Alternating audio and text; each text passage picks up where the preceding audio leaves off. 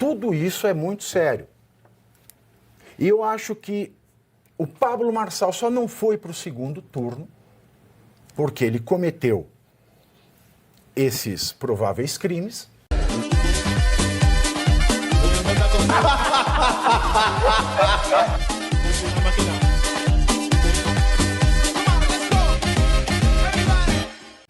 No final daquela noite, as pesquisas que saíram de última hora, todas elas mostravam um empate triplo em primeiro lugar.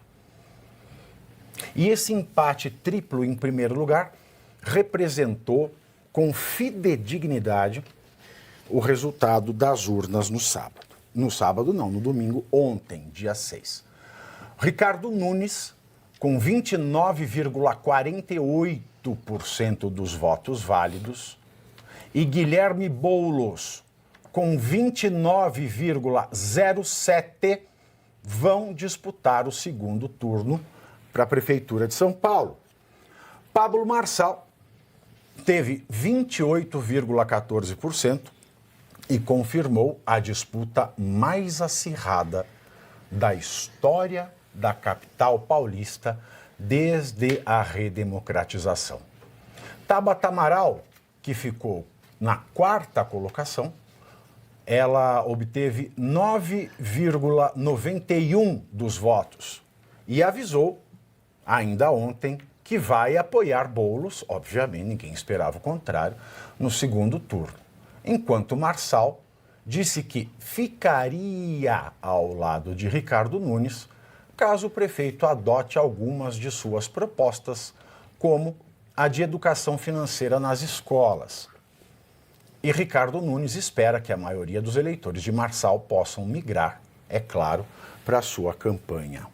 Bom, meus queridos, quanto a isso, primeiro ponto. O Nunes ele não precisa se comprometer com isso que o Marçal pediu, porque o Nunes é obrigado a fazer isso que o Marçal pediu. Porque a educação financeira já é lei no estado de São Paulo já faz 7 anos. É que nunca foi implementada. Olha que vergonha. Então é uma obrigação. E outra, o Nunes ele cuida de educação infantil.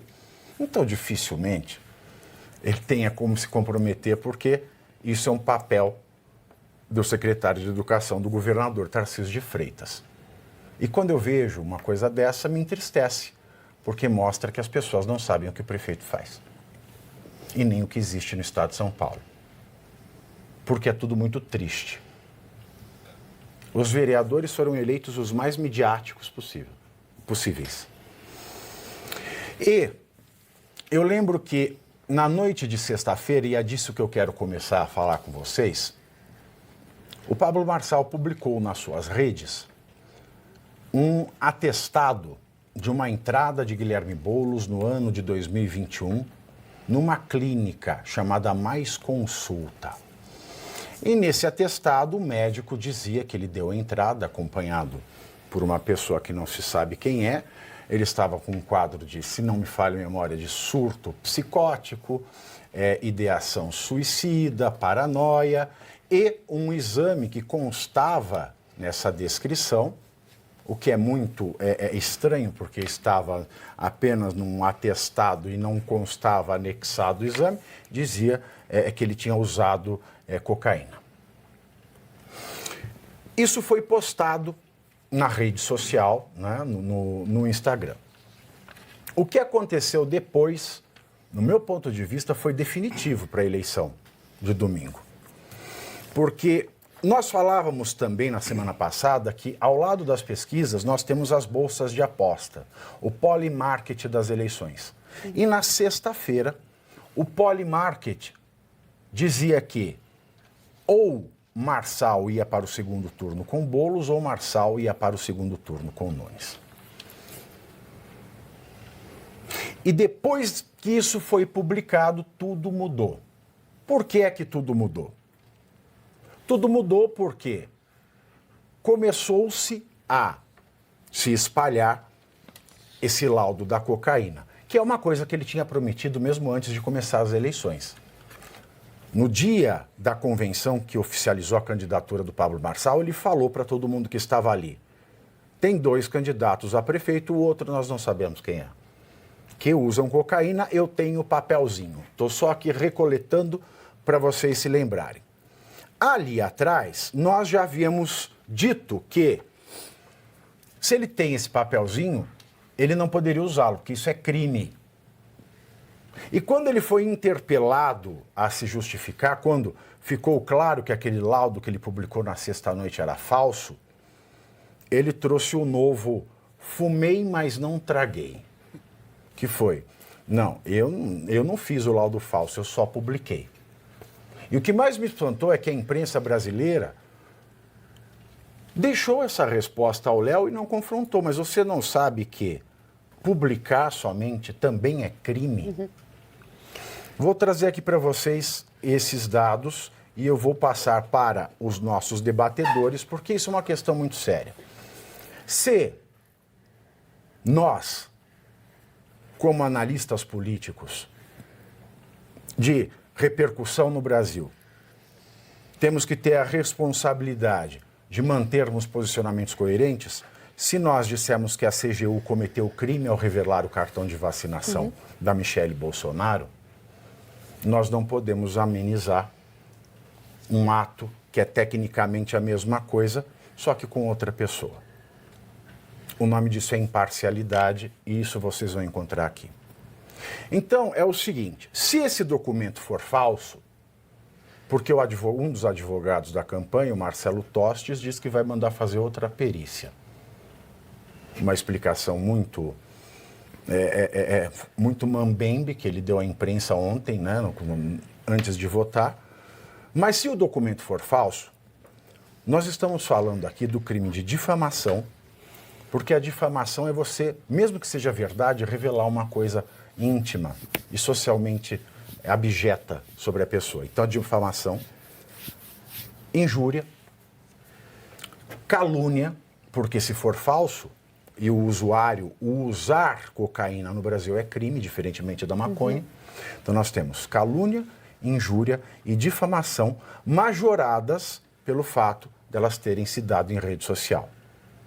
Esses 3 crimes podem dar até 3 anos de reclusão. Nós temos a falsificação de documentos, combinada com falsidade ideológica. E a pena é de 5 anos. E se você falsificou e usou, a pena vai para 10. Nós já estamos falando em 13 anos de reclusão. O crime de estelionato é passível de ser aplicado com até mais 5 anos. A associação criminosa, mais 3. Portanto, se tudo isso for verdade, nós estamos pensando aqui em uma reclusão de cerca de 20 anos. Se esses crimes forem, de fato, foram de fato cometidos. Agora, se aquele documento for verdadeiro, não for falso, nós temos outro problema. Porque nós temos o crime de violação de segredo, nós temos o crime de violação de sigilo funcional. Você não precisa ser o médico, mas você obteve, sabe que aquilo é de sigilo médico e você violou. O crime de difamação, mesmo se for verdadeiro, o crime de injúria, mesmo se for verdadeiro, o crime de associação criminosa, mesmo se for verdadeiro por conta das violações, e o crime de estelionato, o que daria aí 8 anos de reclusão. Então tudo isso é muito sério. Tudo isso é muito sério. E eu acho que o Pablo Marçal só não foi para o segundo turno porque ele cometeu esses prováveis crimes. Pode ser que não dê nada, mas são crimes, estão no Código Penal. E muita gente pensou, se eu votar no Marçal, ele já levou a campanha para o TSE, ele vai ser cassado e o Boulos vai ser prefeito. Quer começar, Luiz Arthur Nogueira? Eu acho que eu dei aqui todo o arcabouço para uma discussão sóbria e sem paixões. Perfeito. Pavinato, eu não sei se ele fez esse cálculo jurídico do risco que ele corre, mas a minha análise política do fato, e talvez quem votou no Marçal não goste de ouvir isso, é que o Marçal, na minha avaliação, em nenhum momento quis ganhar a Prefeitura de São Paulo. Ele entrou nessa campanha para utilizar a campanha municipal de uma forma nacional. Ele está projetando 2026. Ele é muito esperto. Ele sabe que o pior cargo político do Brasil é ser prefeito de São Paulo.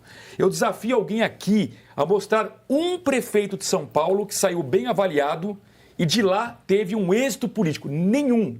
Todos fracassaram depois. Desde Maluf, Marta Kassab, Serra, Dória, vocês podem citar Haddad.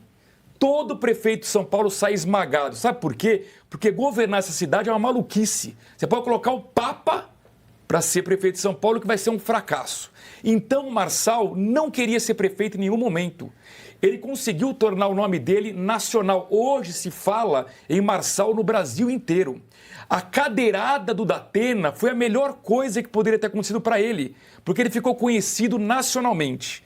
Para mim, ele fez um cálculo político e ele estava, sim, tentando criar uma forma de não ganhar a eleição, por mais maluco que isso possa parecer. Então, na hora que ele divulga algo que ele sabe que é ilegal, talvez ele já estivesse pensando em como não assumir a Prefeitura de São Paulo. Agora, o risco que ele corre é a questão que o Pavinato acabou de falar, o lado jurídico. Porque se ele se tornar inelegível, o plano dele para 2026 foi por água abaixo. Então, primeiro C, você curte, que é o preço deste programa. Quanto vale o ingresso para ver este palhaço neste picadeiro bonito? Vale uma curtida. Vale o seu like, o seu joinha, o seu gostei. Então, a sua obrigação é curtir. Se puder, comente, porque quem comenta ajuda no engajamento. Então, primeiro C é curtir, segundo C é comentar, o terceiro C, o que seria muito louvável, seria você compartilhar. Tem um link que é a setinha, uma setinha assim, meia bomba. Sabe aquela, a setinha da pipa do vovô que se esforça? Você vai lá, copia o link, cola no seu Orkut, no seu Facebook, no WhatsApp, no Telegram, manda sinal de fumaça, pombo correio, não é pombo correio do banheiro, é o pombo correio que leva as mensagens, você passa para todo mundo que você gosta, para quem você não gosta, você também passa. Então, ó, curtiu, comentou, compartilhou, e se puder, se quiser, se o seu bolso comportar, e se seu coração assim permitir, contribua com este programa que vai substituir o Jornal Nacional. Olha que pretensão maravilhosa, hein? Se liga, ô Bonner, nós vamos derrubar o Jornal Nacional. Esta é a meta.